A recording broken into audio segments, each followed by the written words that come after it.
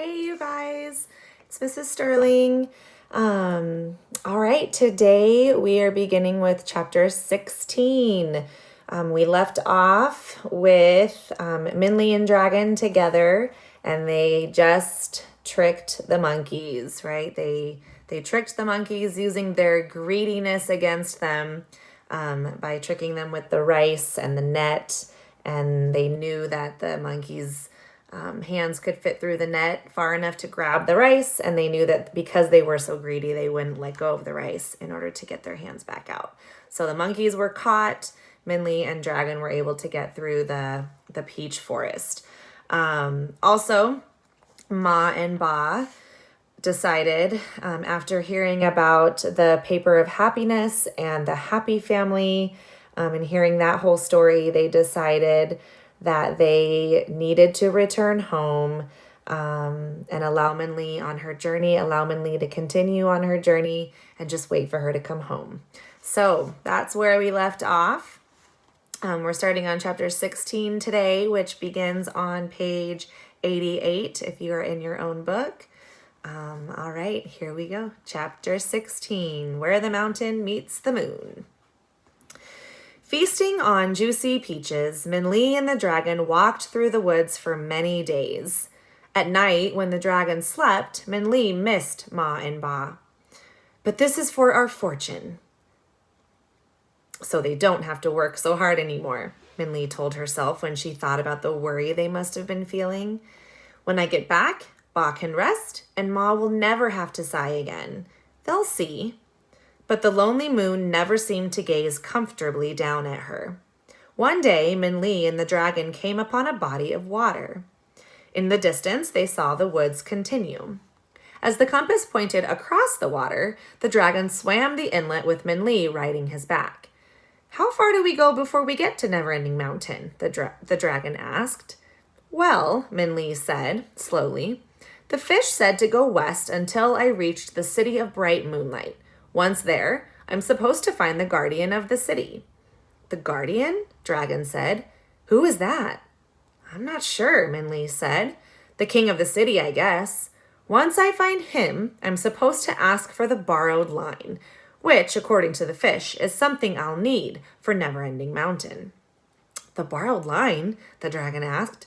What is that? I don't know, Minley said. The fish didn't tell me. You did not ask? The dragon almost stopped swimming in surprise. I didn't want to delay her, Minley said.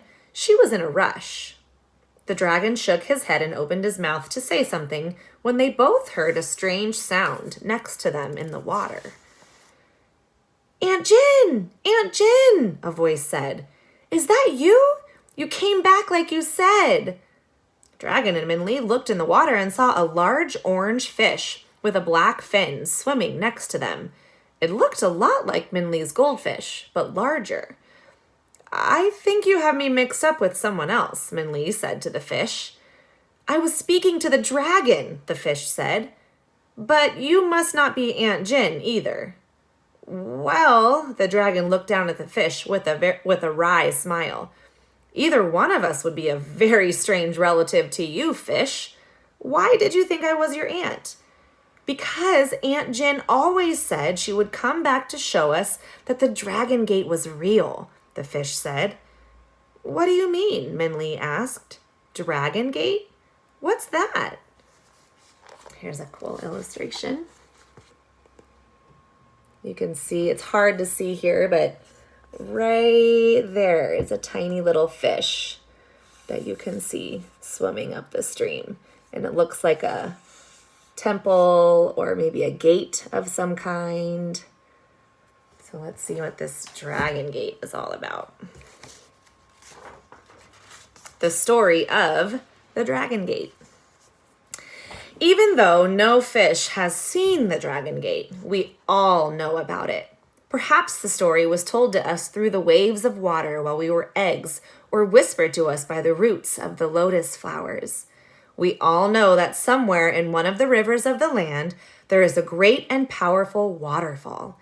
It is so high and so vast that it is as if water were gushing from a cut in the heavens.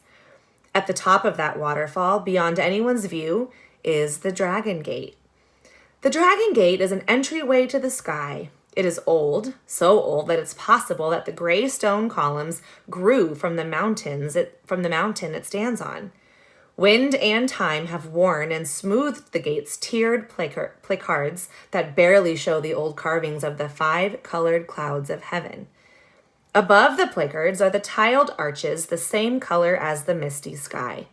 999 small dragon ornaments perch on the ridges of those tiled roofs. Each one is intricately formed to the smallest detail, and, even weathered as they are, the black pearl eyes still flash with a mysterious power. That is because these dragons are not mere decoration. They hold the secret to the Dragon Gate. For if ever a fish is able to swim up the waterfall and pass through the gate, the dragons will shake with power. As the fish goes through, its spirit enters the gate and bursts out of one of the ornaments, changing the fish into the form of a flying dragon. So actually, if we flip back to this illustration, it looks like that's exactly what that is, right? That's probably that waterfall leading up to the Dragon Gate.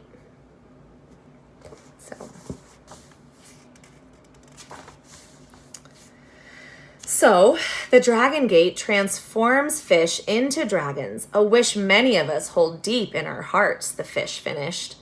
None know who first told the story or if it is even a story at all, but Aunt Jin was determined to find out. She said she was going to search all the rivers of the land for it, and if she found it, she'd come back here as a dragon to show us. That's why I thought you might be her. Did your aunt look like you? Minli asked. Orange, with a black fin? Yes, the fish said, but much smaller, the size of a copper coin. It doesn't seem likely that a fish that small could swim up a waterfall, Dragon said. Even if she does find the right river, she might not be able to get to the gate. If there is a gate, Aunt Jin will find a way through it, the fish said. She's very wise. If you knew her, you'd understand. Maybe I do know her, Minli said softly, thinking hard about the goldfish she'd set free. Could it be that her goldfish, who had swum all the rivers except one, had been Jin, searching for the Dragon Gate? If you are not Aunt Jin, the fish said to the dragon, interrupting Minli's thoughts, why are you swimming across the river? Why don't you just fly? He can't fly, Minli answered for the dragon when she saw his discomfort. We are going to go see the old man of the moon to ask him how to change that. But we have to cross the river to get to the city of bright moonlight first. Old man of the moon, the fish said. Good luck! Finding him will be harder than finding the Dragon Gate. Minli and the dragon looked at each other and shrugged. But the city of bright moonlight is just past the forest, over there, the fish continued. Swim over to this side and you can see it in the distance. And, just as the fish said, Minli and the dragon saw the city. An enormous wall, like a giant patchwork curtain of stone, surrounded the thousands of houses of the city. And almost glowing with the splendor of its red columns and golden top, a palace stood up over the clusters of buildings in the far center, like a glorious boat floating above the waves of the scalloped rooftop tiles. Even from a distance, the city looked majestic. If you are stopping at the city of bright moonlight, the fish continued, I think Dragon here should probably try to stay hidden. People of bright moonlight might be shocked to see a real dragon. The last dragon sighted was about 100 years ago, and it destroyed the king's father's palace in a city in the east. They might not take too kindly to you. That is good to know, Minli said. It might be better if I go into the city by myself. Yes, the dragon agreed. I can hide at the edge of the forest and wait for you. They close the wall at night, the fish said. So, if you are in the city at night, you have to stay until morning. Do not worry, Dragon said to Minli. I will wait. Well, you're almost to land, the fish said, so I'll leave you. If you ever see another dragon, Find out if it's my Aunt Jin. Hope you get to meet the old man of the moon. Good luck. Minli and the dragon watched the fish swim away. Then they made their way to the land and the city of bright moonlight. All right, chapter 17. Minli gulped as she walked toward the gray stone wall of the city. As she passed 2 stone lions marking the entrance, she glanced behind her. Even though she only saw the trees and shadows, she knew the dragon was hidden there. Quickly, she pushed through the doors of the gate, leaving the forest and the dragon behind her. As the gate closed, Minli stared. The streets were crowded and bustling. The city seemed to be bubbling with people like boiling rice. Vendors selling fruit and shoes called out their wares, while people rushed past some pushing wheelbarrows or balancing baskets on their shoulders. A large, muddy water buffalo, led by a boy, perhaps a year or 2 older than Minli, wandered through and was ignored as a commonplace occurrence. "Watch out, little mouse," a gruff man said behind her, his baskets of cabbages driving her into the crowd. As she was shoved and pushed, Minli grabbed the arm of the boy with the water buffalo. "Hi," she said. "If I want to see the king, where do I go?" "The king?" The boy looked at her in surprise. "You'd have to go to the palace." "How do I get to the palace?" Minli asked. "Just follow the black stones," the boy said, pointing at the road paved with polished bricks. "They'll lead you to the city." "Wait," Minli said. "Isn't this the city? The palace is in another city?"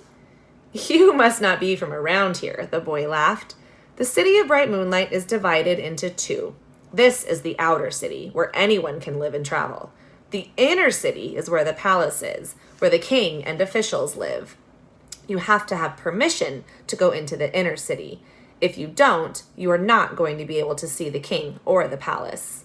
There are thousands of guards protecting the inner city. They won't let anyone through without permission." "I'll find a way," Minli said confidently. "Thanks." And she let go of the boy's arm and headed toward the black road. However, as Minli got closer to the inner city, she realized the boy was right. The red walls of the inner city loomed tall and forbidding, and every gold-studded gate door was guarded by at least 2 soldiers, their silver armor reflecting in the hot sun. It would be a daunting task just to enter the inner city, much less find the palace and the king. "But I must," Minli said to herself. Regardless, the guards' faces were stern and hard, and she quaked inside. "If I ask to go in," Minli thought, as she hung back amongst the fruit stands and fish vendors, "they'll ignore me or force me away with their swords. And either way, I won't be able to see the king. What should I do?" "Not as easy as you thought, huh?" a voice said next to her. Minli turned and saw the buffalo boy standing next to her. Minli gave him a wry look. Boys, she thought to herself, always thinking they know everything. Still, she had to admit, he was right. She had no idea how she would see the king. "They must let people into the inner city sometimes," Minli said. "They do," the boy said. "Once a year at the Moon Festival. They open the gates to everyone." "When's the Moon Festival?" Minli asked. "Already happened," the boy said. "You'll have to wait until next year." Minli bit her lip in frustration. What was she going to do? "I don't know why you want to go in there so badly," the boy said. "The buildings and clothes are nicer, but the people! A bunch of puffed up frogs. At the Moon Festival, one of the stablemen wanted to order me around and thought he could trick me into thinking he was the king. But when I asked why he wasn't wearing a golden dragon, he knew his prank wasn't going to work. Did he think I was stupid? Everyone knows a golden dragon is always and only worn by kings and the emperor. The people in there think we're a bunch of dumb oxen." The buffalo beside the boy gave a snort at that. "Sorry," the boy said, patting the buffalo on the nose. "You know I didn't mean that." But by this time, the inner city guards had seen them lingering by the gate. "You there, kids!" one of them barked. "Move along!" "Come on," the boy said, tugging Minli's sleeve. "Let's go." Minli followed him and the buffalo. "Where are you going?" she asked him. I'm going home, he said. You can come too if you want. And since Min-Li had no place else to go, she did. Chapter 18. Min-Li followed the boy through the maze of streets and alleyways for what seemed like a long time. If it wasn't for the big buffalo that was always in view, Min-Li would have easily lost him many times. Not too far now, the boy said to her. Min-Li realized that the boy lived very far from the inner city.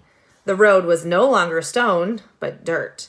Even from a distance, she could see that the outer city wall was cracked and broken. I live over here, the boy said, pointing. And Min-Li looked down a muddy path that led to a shabby, rickety hut that looked as if the first strong wind would blow it away. The boy brought the buffalo right into the hut, and Min-Li went in after. She looked around the small, meager home. The only furnishings Min-Li could see were 2 wooden crates and a rough stool. On one side of the hut, a crude metal gate stood in the fireplace with a well-worn pot on it. The other half of the hut was divided into 2 piles of dry grass. Min-Li watched as the buffalo went directly to one pile and lay down. The boy gave it an affectionate slap on the side and dragged the rough wooden stool across the floor to her. Here, have a seat, he said as he sprawled onto the other pile of grass. And tell me why you want to go to the palace so much. It's not the palace, Min-Li said as she sat on the stool.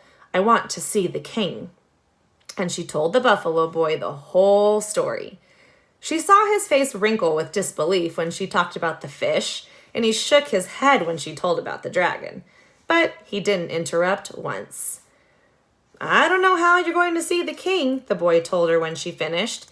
Even if you do see him, I doubt you'll be able to ask for a borrowed line, especially when you don't even know what it is.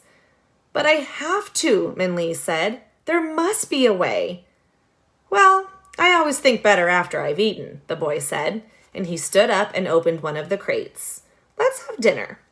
While he fried the plain bamboo shoots in the pot over the fireplace, Min-Li looked around the bare room. Do you live by yourself? She asked. Uh-huh, the boy nodded. My parents died 4 years ago. Ever since then, it's been me and the buffalo. He spoke almost carelessly, without anger or self-pity. Suddenly, Min-Li thought about her own home, the wood floor always swept by Ma, the extra blanket Ba put over her when the wind blew cold, and she felt a strange tightness in her throat. The boy finished cooking and pushed the cooked bamboo, like thinly sliced pieces of yellow wood, onto a plate. He only had 1 plate, so he set it on the stool next to the 3 peaches Min-Li had left, and both sat cross-legged on the ground. She took out her chopsticks, he only had 1 pair of those as well, and each picked and ate with the stool as a table and the single plate between them. You don't have any aunts or uncles? Min-Li asked. Other family or friends? Well, the boy said, tossed a peach to the buffalo, and then hesitated. I do have 1 friend. And Min-Li was surprised to see his face change unexpectedly. The sharpness of his expression softened like a flower blossoming, his small smile gentle. Who is it? Min-Li asked. The story of the buffalo boy's friend. Sometimes during the hot summer days, there is not enough water for my buffalo. So I like to take him out of the city into the surrounding forest to drink in the stream there. One day, I brought him to the forest and he kept pulling and pushing me away from the stream. No matter what I did, he refused to go in my direction. So finally, I just let him lead the way.